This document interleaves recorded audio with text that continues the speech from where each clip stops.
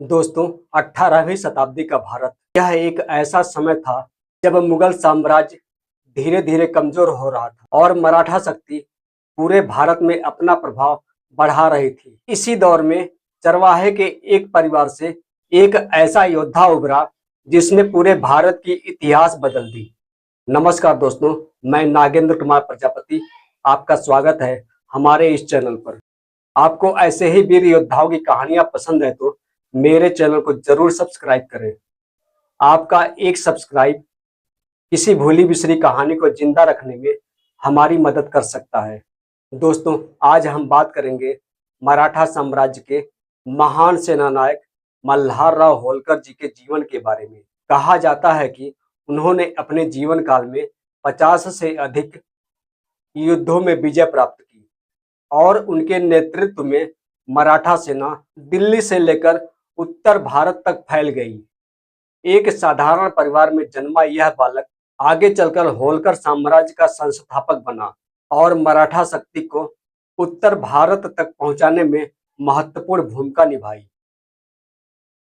साथियों, 16 मार्च 1693 को महाराष्ट्र के होल गांव में मल्हारराव होलकर का जन्म हुआ।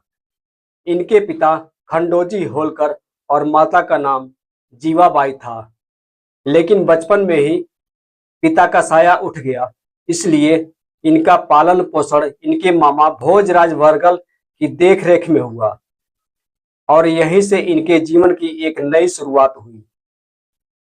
दोस्तों, मल्हारराव के बचपन से जुड़ी एक प्रसिद्ध कथा कही जाती है। एक दिन वे अपने साथियों के साथ जंगल में पशु चराने गए थे। तेज धूप से बचने के लिए एक झाड़ी के पास सो गए। तभी एक सर्प आकर उनके सिर के ऊपर अपना फन फैलाकर खड़ा हो गया, मानो वह धूप से इन्हें बचा रहा हो। कुछ देर बाद जब इनके साथी वहां पहुंचे तो यह देखकर आश्चर्यचकित रह गए।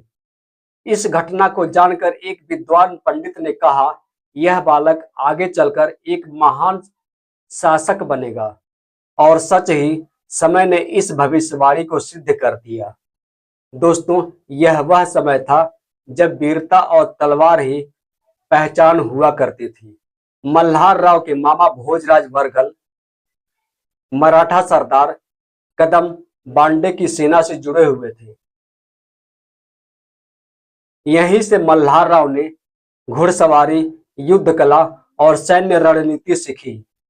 एक दिन मल्हारराव जी ने निजामुल मुल्क के सरदार को अकेले ही धराशायी कर दिया।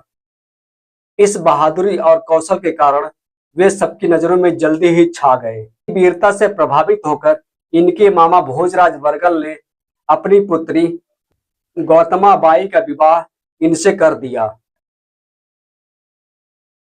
साथियों, 1724 में मराठा सरदार कदम बांडे ने मल्हारराव को अपनी घुड़सवार सेना के 500 सैनिकों का नेतृत्व सौंपा। उन्होंने अपनी सेना के लिए एक लाल और सफेद रंग का त्रिकोणीय ध्वज बनाया, जो आगे चलकर होलकर राज्य का प्रतीक बना। उनकी वीरता से प्रभावित होकर बाजीराव प्रथम ने उन्हें अपने प्रमुख सेनापतियों में शामिल कर लिया। दोस्तों, मल्हारराव ने अपनी वीरता और सैन्य रणनीति से नर्मदा नदी के आसपास के क्षेत्रों पर विजय प्राप्त की। उनकी सेवाओं से प्रसन्न होकर पेशवा बाजीराव प्रथम ने 1728 में मालवा के 12 महल इन्हें प्रदान किए।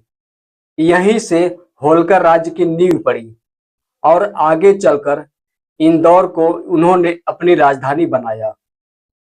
कहा जाता है कि मराठा प्रभाव कटक से अटक तक फैलाने में इनका प्रमुख योगदान था। दोस्तों, मल्हारराव के पुत्र थे खंडेराव होलकर।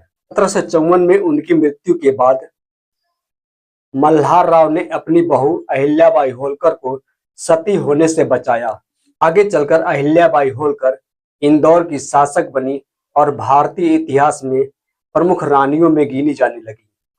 दोस्तों, 20 मई 1766 को आलमपुर में मल्हारराव होलकर का निधन हुआ। अहिल्याबाई होलकर ने उनकी स्मृति में वहीं पर एक छतरी का निर्माण कराया। दोस्तों, एक साधारण परिवार में जन्मा यह बालक अपने साहस और नेतृत्व से इतिहास में अमर हो गया।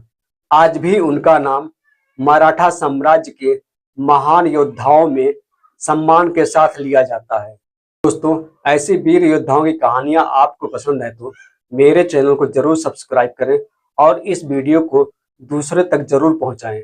आपका एक सब्सक्राइब किसी भूली बिसरी कहानी को जिंदा रखने में हमारी मदद कर सकता है।